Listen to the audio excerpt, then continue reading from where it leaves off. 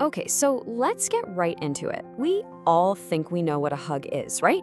I mean, it's this simple, comforting thing we do. But what if I told you that most of the hugs you give and get are, well, biologically useless? It sounds crazy, I know, but today we're gonna look at the fascinating science of how a simple hug, if you do it the right way, can literally rewire your brain. And this right here is the core of it. On one side, you have that quick hug, the one that lasts less than 6 seconds. It's polite, it's what we do socially, but from your body's perspective, nothing happens.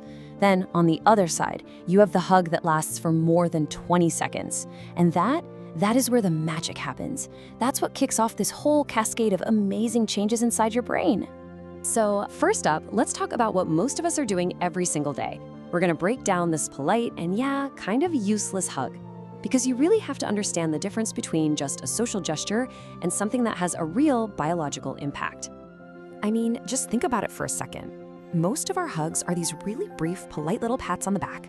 They're part of a social script, right? They say, hey, good to see you, or talk to you later. But they just don't last long enough to get any kind of significant physiological response going. They're an act for our minds, not for our bodies. Okay, so if that quick hug is the problem, then what's the solution? Well, this is it. It's what we're calling the 20-second rewiring. This is the key that unlocks the incredible power of your own nervous system, all through something as simple as a long, sustained hug. So what is this magic number? It's 20. 20 seconds. That's the absolute minimum time you need for a hug to turn into this powerful biological trigger. And why 20 seconds?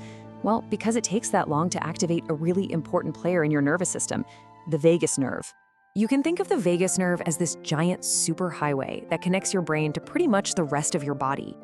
When we apply that gentle, sustained pressure, like in a long hug, we're actually stimulating this nerve. And that sends a direct message all the way back up to the brain that basically says, hey, everything's okay. You are safe. You can stand down and just relax. And you know what? Activating that nerve, that's just the first domino to fall. That signal then kicks off this incredible chemical cascade inside your brain. It's basically your body's own recipe for a natural high, and it fundamentally changes the way you feel from the inside out. Now, this chemical cascade leads to some really powerful effects. The source material makes this pretty bold claim you see here, that this simple physical act can actually help lift feelings of depression, all naturally.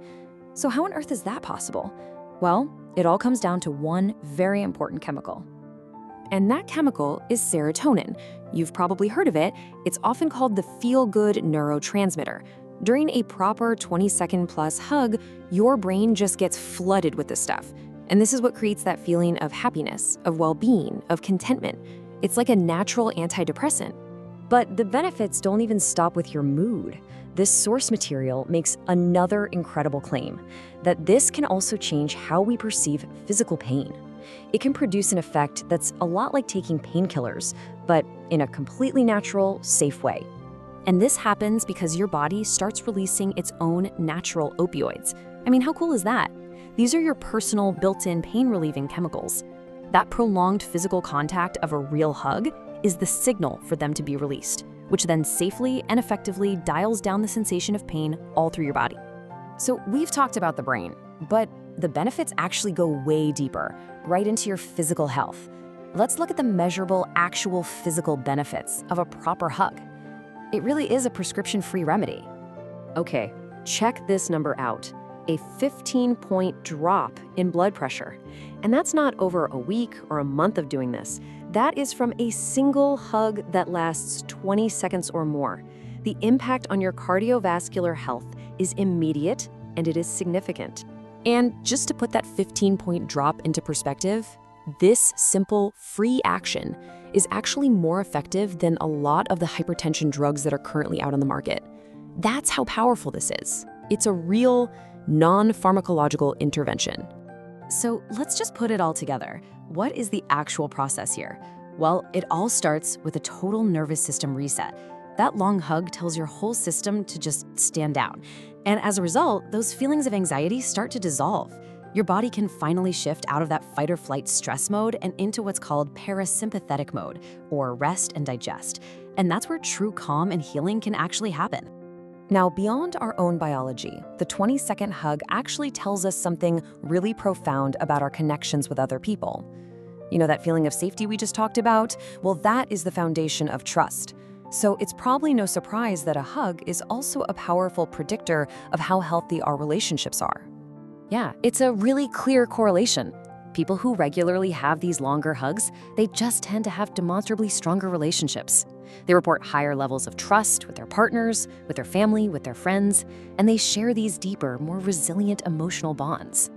And look, this isn't just some casual observation.